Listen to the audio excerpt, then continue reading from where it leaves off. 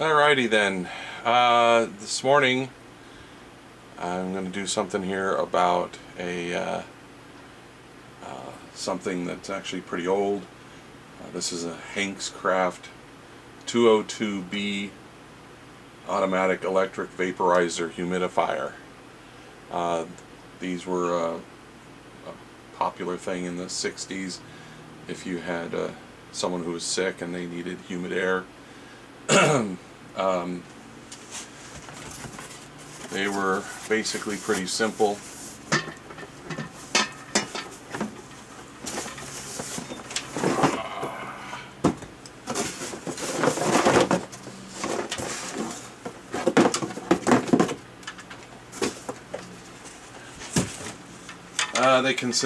There were different models made. They consisted of either a plastic or a metal tray, a glass jug, and the vaporizer unit itself. It says it holds a gallon of water. It's not exactly a gallon.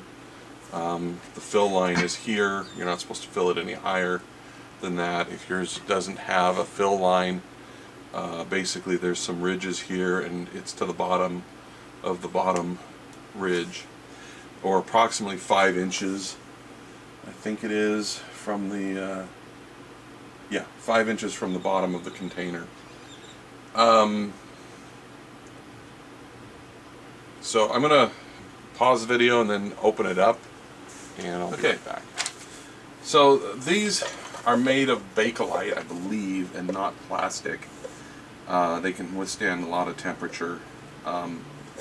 So the way this works is there's 3 screws that hold this piece in, and then there are just 2 metal electrodes.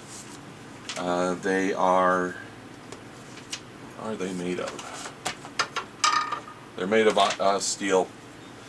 They have a piece of phenolic here to keep them separate so they don't touch. If they touch, they would short out.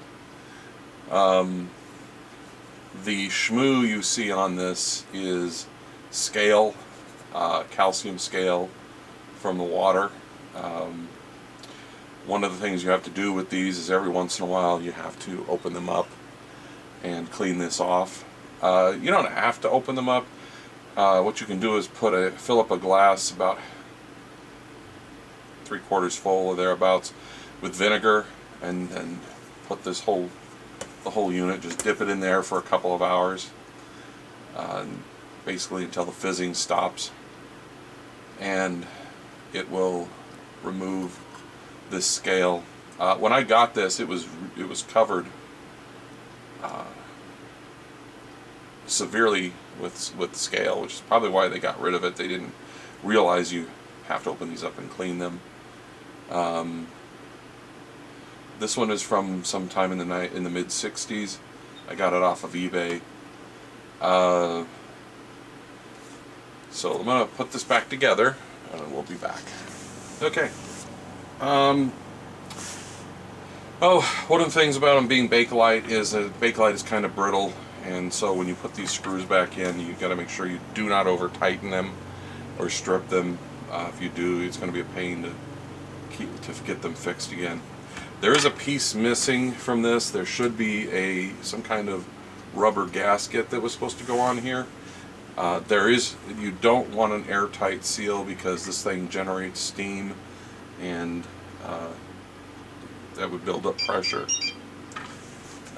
Stand by. Okay. So let's see. Some things about these units. If you buy one, and they are worth spending a little bit of money on, but they do have some caveats. Number one is the unit gets very hot. This glass will get hot. This plastic or phenolic or Bakelite will get hot.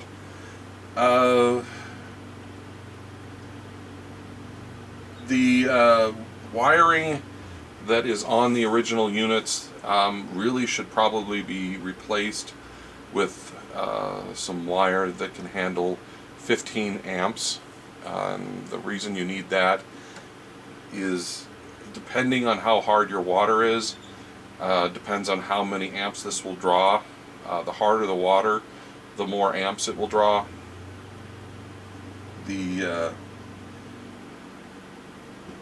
As an example of that, where I live, we have extremely, what is considered very hard water, 12 to 17 grains per gallon of minerals.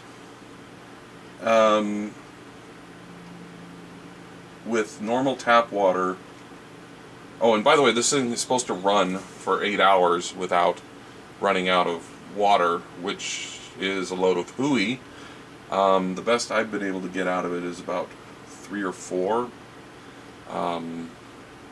Even with diluted water that was diluted with distilled water to make it less hard, it's still, I think 5 hours was it. The unit shuts off itself basically when the water runs out. There's nothing to complete the circuit, and it just stops. It just doesn't work anymore. So you have to, and by the way, when you use the unit, you must always dump out the old water. Do not just keep adding water. When it runs out of water, if you just keep adding water, you will make the mineral content of the water go up, and it will actually run out of water quicker. It'll also use a higher amperage and has more of a chance of melting your wire if it's got original wiring. So always dump out the old water and put in fresh. Do not put in hot water. Cold water is fine. Believe me, this thing will heat up water very quickly. Let's see here.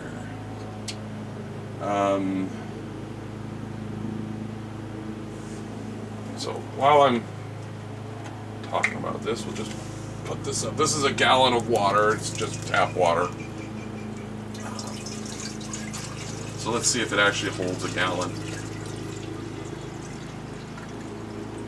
New message from Chris's cell.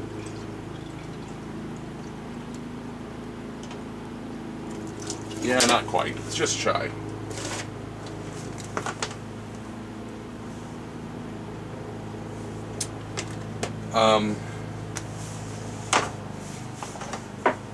I have someone coming by today, so I will continue this after the pause. Well, actually, let's just go ahead and show you how it works real quick. So you put it in, and this, I've replaced my wiring with 14 gauge. This is the wire you would use for lighting a garden path or something like this. It can handle unburied. It can handle 150 volts, 15 amps. Buried, it only is rated for 30 volts, and I don't remember how many amps. But the plug is rated at 15 amps, and instead of wrapping the wires around the screws inside, I actually put crimp connectors on it, and I put crimp connectors in here, which reminds me, the two elements in here, if you need to completely remove them, you have to remove this plate, and then there's some bolts that hold the elements in place. You remove those bolts, which removes the wires, and then you can take the elements out and thoroughly clean them. Once again, you don't want to over tighten them because this is phenolic and you can break it. But so crimp connectors in here, crimp connectors in here. The neon light is added on. It was not original, and it's mostly just to show that there's power on. So let's plug it in. Now, with my hard water,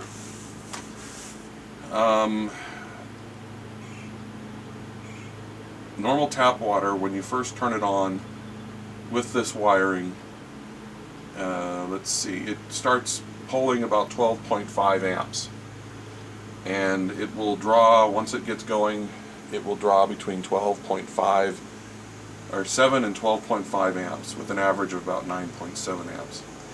After about 1 hour, the amount of water it uses is about 1 5/16 of an inch, and the amperage draw is between 5 and 8 with an average of 6.5. After another hour, the water drops another 1 7/8 inches for more than 3.5 inches, and the amperage draw goes down to between 3.5 and 5 with an average of 4.25. The unit the plate says that this thing draws 5.5 amps, which that's an average and kind of a lie, and it's based on how hard your water is. You can see with my hard water, this thing produces steam quickly. If you plug this in and you don't get steam out of it, and the contacts or the elements are clean, you have very soft water, and you should add a pinch of salt. Mix that up, and I mean just a pinch, just a little pinch. Mix that up and try it again, and if you don't get steam within 2 minutes, add 1 more pinch of salt, and only 1 more pinch of salt, to get it to start producing steam. So some safety stuff.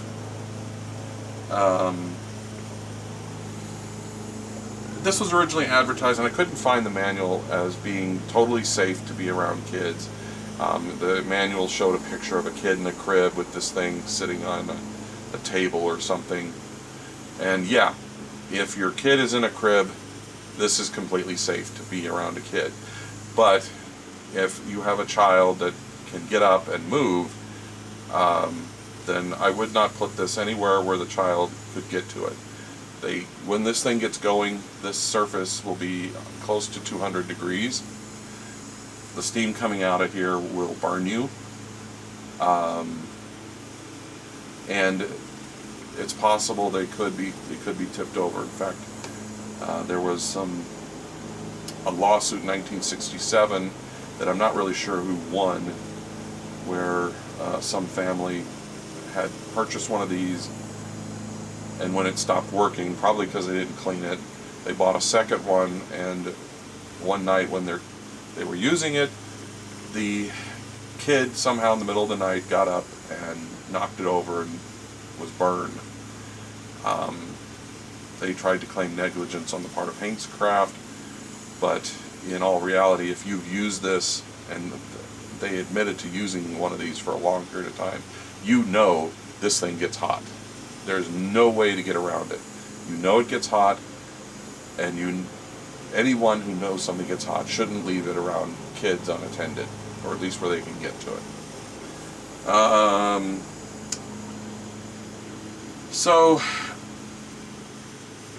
And when I did dilute the water down with distilled water with 3:1, which was 3 parts distilled water, 1 part city water, and initially it would use between 6 and 8 amps, an average of 7.